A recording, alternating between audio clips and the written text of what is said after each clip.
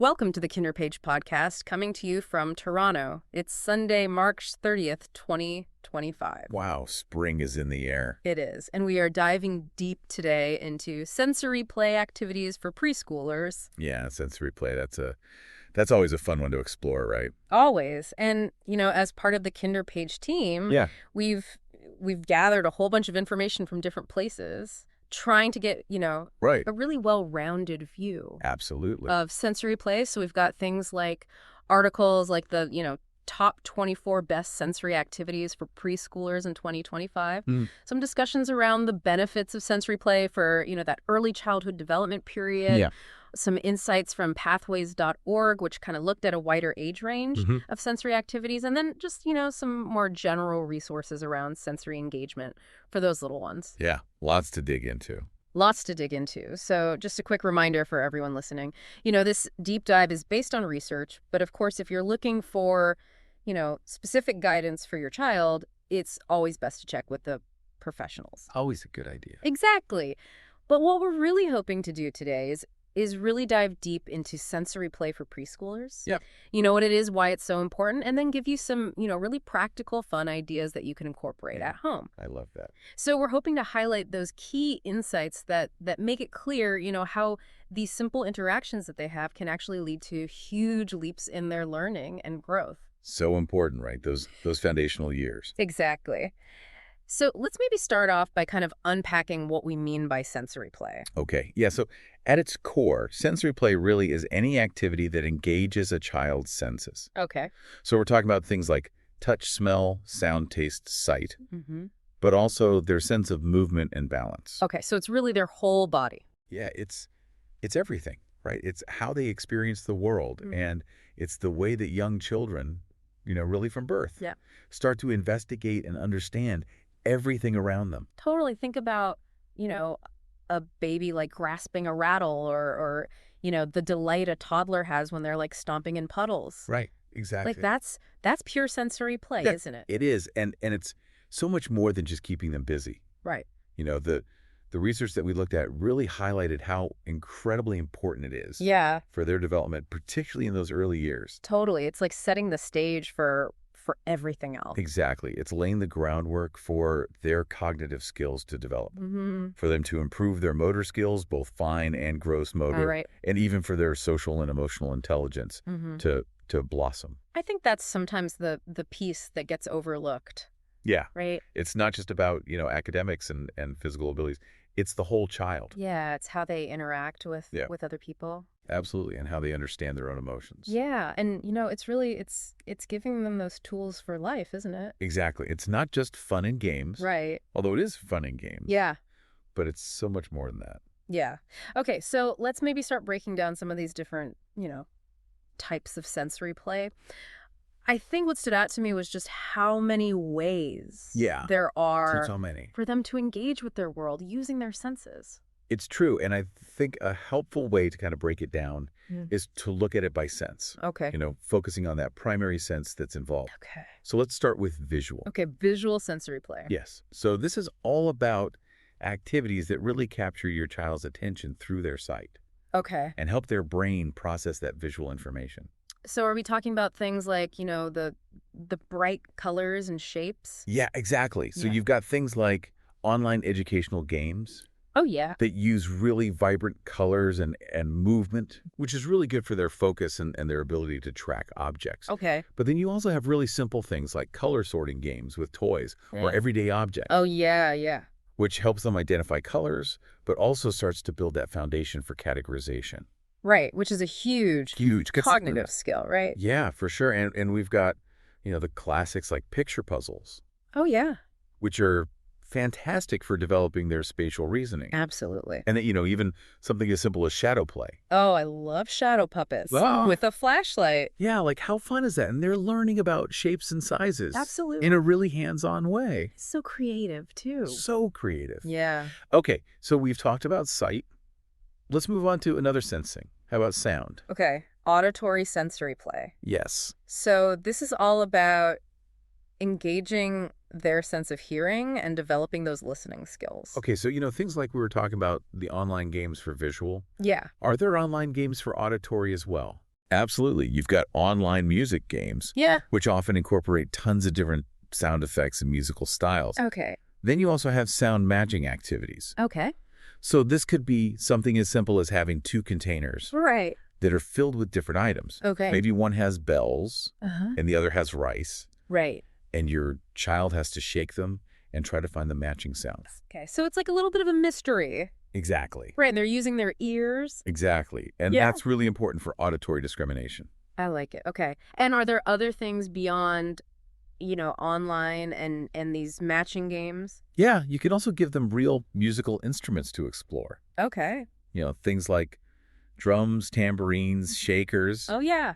And they can experiment with different sounds and rhythms. I bet they love that. They do. And Oh. you can even make your own DIY instruments. Oh, fun. Yeah, like sound shaders, Okay. using simple household materials like beans in a container. And then another great way to engage their sense of hearing is through storytelling with sound effects. Oh, yeah. You can really bring those stories to life, Mm-hmm. and that helps with their imagination Right. and their listening comprehension. They're so immersed in it, right? Exactly. Yeah. Okay. So we've talked about sight sound. Let's talk about touch. Okay, tactile sensory play. So important for preschoolers. Yeah. They're all about, exploring with their hands. All about touching and feeling. Yeah. So what are some of the ways that we can encourage that? Well, one fun activity is a texture scavenger hunt. A scavenger hunt. Yes, so you can encourage them to go around the house or the classroom or Right. even outside Okay. and find objects that feel smooth, rough, squishy, hard, soft. Okay. So they're really thinking about those different qualities. Exactly. And it helps them build that vocabulary too. That's great. And what about the classic sensory bin? Well, the sensory bin is staple. Right. So you can fill a bin with materials like dried beans, rice sand, and then hide little treasures in there for them to discover. Okay. And that's giving them that tactile feedback, isn't it?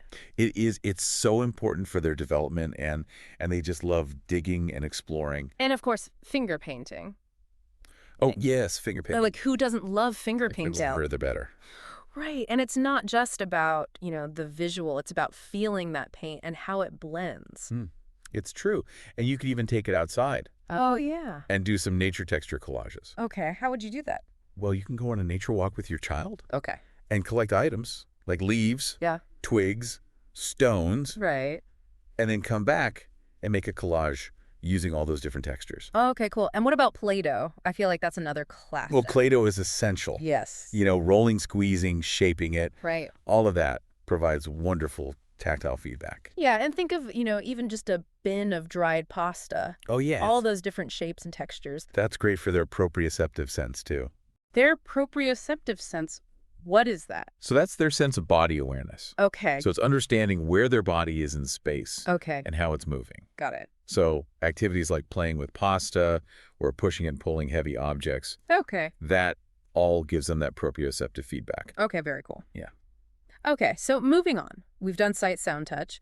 Let's talk about smell. Okay, smell is a powerful one. Yeah. And there's some really creative ways to incorporate it into sensory play. Okay, like what? Well, you can do smell matching activities. Okay, so similar to the sound matching. Exactly. But this time you're using containers with different scents. Okay. So things like coffee beans Right. or a cotton ball with a drop of vanilla extract. Okay. And they're trying to match them up. Exactly. Okay. And what else? Well, if you have access to an herb garden, Mhm. even just a small one on a balcony or something, Yeah. that's a great way to introduce your child to a variety of smells. Like what kind of herbs are we talking? Oh, things like mint, basil, rosemary, Oh, yeah. lavender. Yeah, all those lovely smells. And you can even add scents to their water play Okay. by adding a squeeze of lemon or some essential oils. To their water table. Yeah, exactly. Fun. Yeah, and you can also do aromatic art projects Okay. using scented markers or crayons. Oh, I like that. And then another fun one is a blindfolded scent guessing game Okay. using familiar fruits or spices. Oh, so they have to really focus on that sense of smell Absolutely. to figure out what it is. Exactly. I love these ideas. Yeah. Okay, so smell, and then the last one, of course, is taste. Taste, yes. And I imagine with this one, safety is super important. Absolutely. Safety is paramount. Yeah.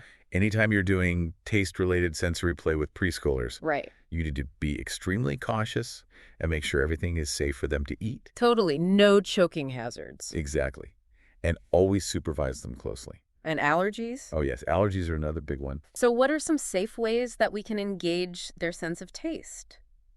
Well, you can try edible finger paints. Edible finger paints. Yes, so these are made with things like yogurt. Okay. Or pureed fruit. Okay, so things that are safe for them to, if they happen to ingest a little bit. Exactly. It's all about making it fun and safe. I like it. And you can even play with cooked and cooled spaghetti. Oh, yeah. Maybe dyed with natural food coloring. Okay. That's a fun way to explore texture and maybe even a little bit of taste. Right. It's messy but fun. Yeah, it can get messy, but that's part of the fun. Exactly. And there's also taste-safe mud play. Mud play without the mud. Exactly. Yeah. So this is made with a mixture of cocoa powder and cornstarch. Okay. And it's completely safe for them to play with. And I'm guessing it smells pretty good, too. It does. It smells like chocolate. Nice. And then you can also do edible sand play. Okay. Using crushed cereal. Okay.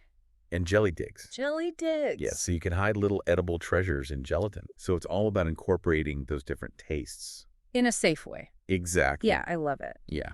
Okay, so we've talked about, all those individual senses. Yes. But there were a couple of other categories of play that stood out to me. Yeah, you're talking about vestibular and proprioceptive play. Exactly. Can you explain those a little bit more? Yeah, so vestibular play is all about movement and balance. Mm-hmm. So think of things like swinging, right, spinning, rolling, sliding. Yeah. All of that stimulates their vestibular system. Okay.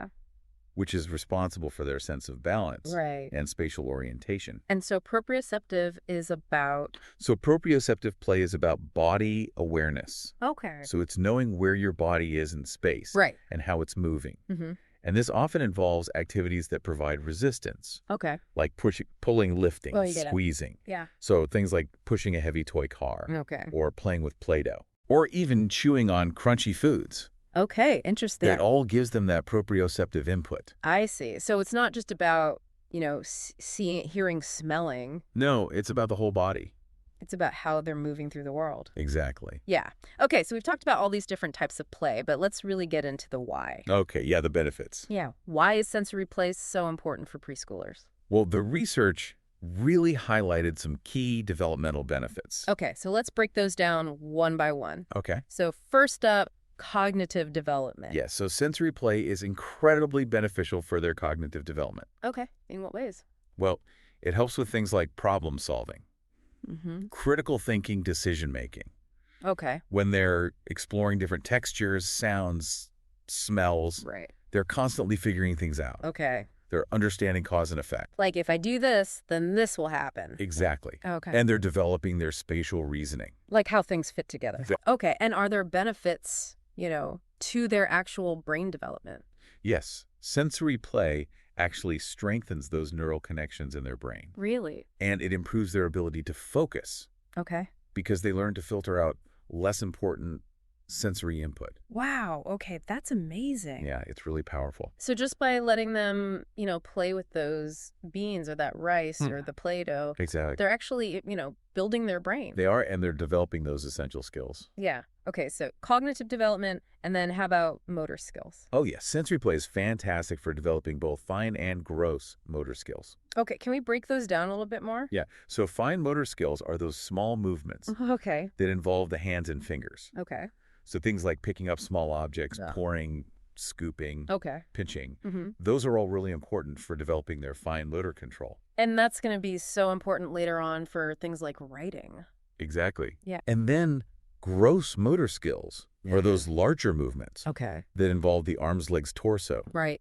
So things like running, jumping, climbing, crawling, all of that helps to develop their coordination, balance, and strength. Yeah. And sensory play offers all of those opportunities, doesn't it? It does, and it also helps with hand-eye coordination. Oh, yeah. And overall dexterity. Yeah, which again is so important for, a whole range of things. Absolutely, from writing to playing sports. Exactly. Okay, so cognitive motor, and then what was the next big benefit that stood out to you?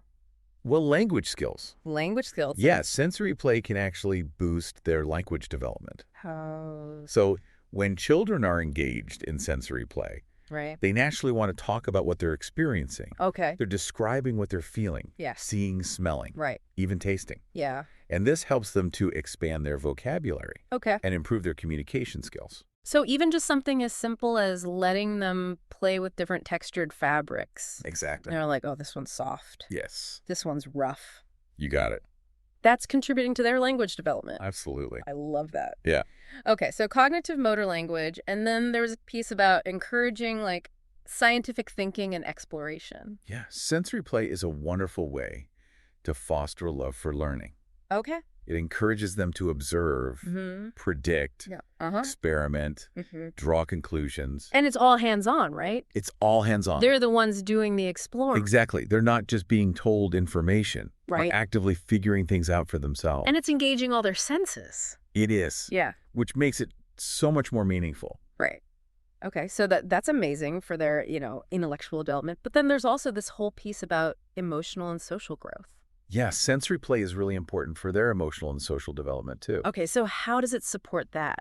Well, it can provide a safe and engaging outlet for them to express their feelings and work through different emotions. So if they're feeling frustrated, they can, pound on some Play-Doh, dig in the sand. Yeah, it's a healthy way for them to release those emotions. Okay, and what about the social piece?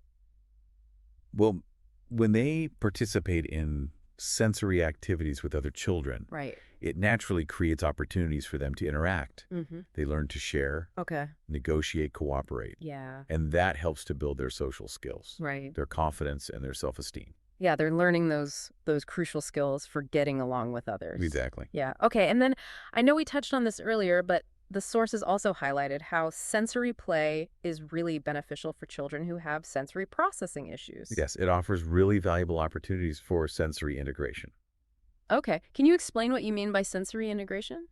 Yeah, so sensory integration is basically the process of our brain.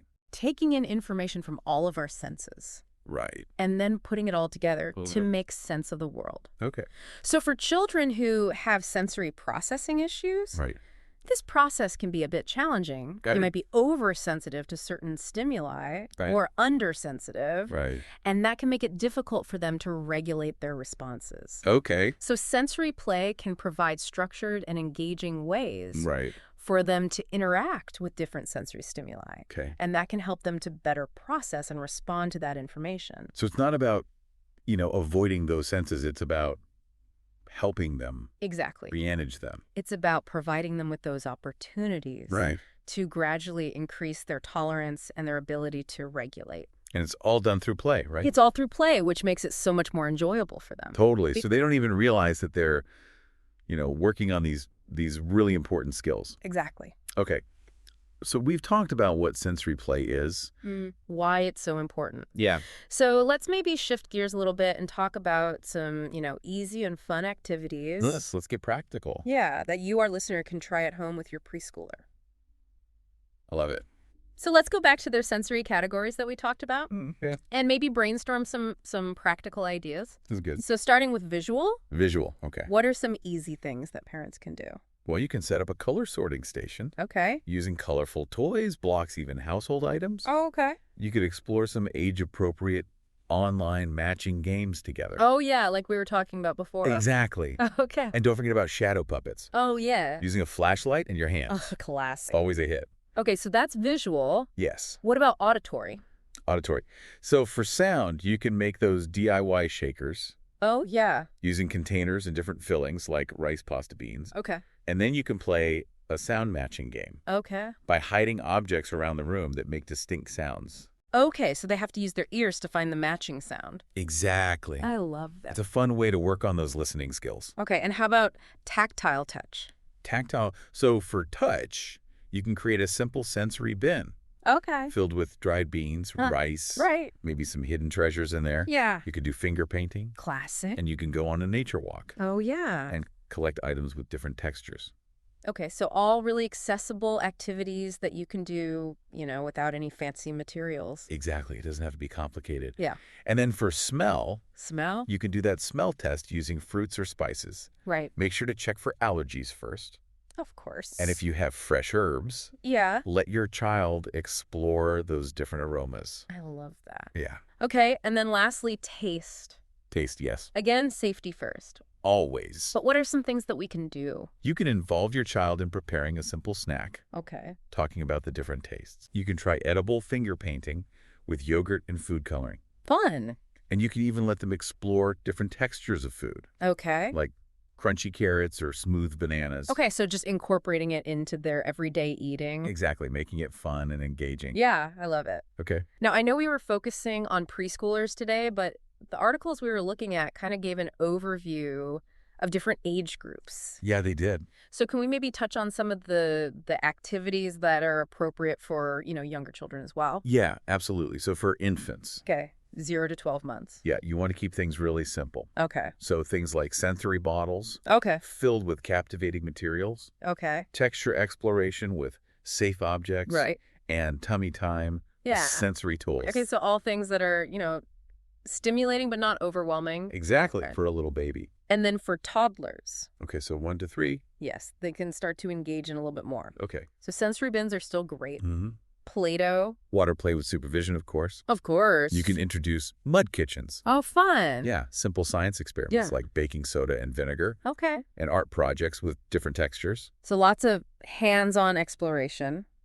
Absolutely. Okay, and then bringing it back to preschoolers? Preschoolers 3 to 5. Yeah. They can handle a little bit more complexity. Okay. So you can do themed sensory bins. Okay. More intricate Play-Doh creations. Right. Nature-based activities like building fairy houses. How cute. Simple cooking. Yeah. Guessing games involving different senses. Okay. And activities that promote movement and balance. Okay, so really, expanding on those skills that we talked about earlier. Exactly, building on that foundation. Yeah.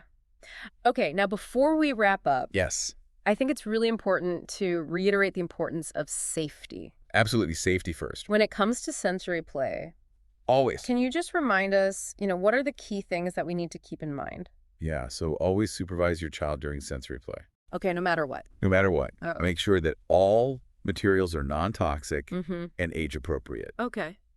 Be mindful of choking hazards. Right, especially for those little ones. Especially for the little ones. Yeah. Check for allergies before using any food-based activities. Always a good idea. And if your child seems overstimulated, Yeah. take a break. Yeah. Offer them a calm and quiet environment. Yeah, those are all great reminders. Yeah. Okay, so let's maybe take a moment to kind of reflect on what we've talked about today. Okay.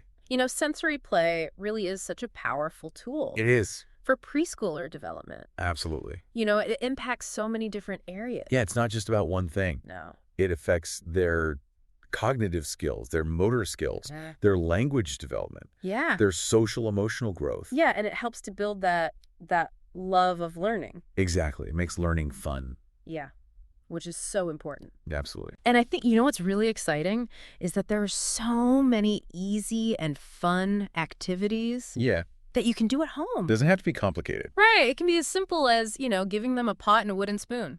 Expert speaker.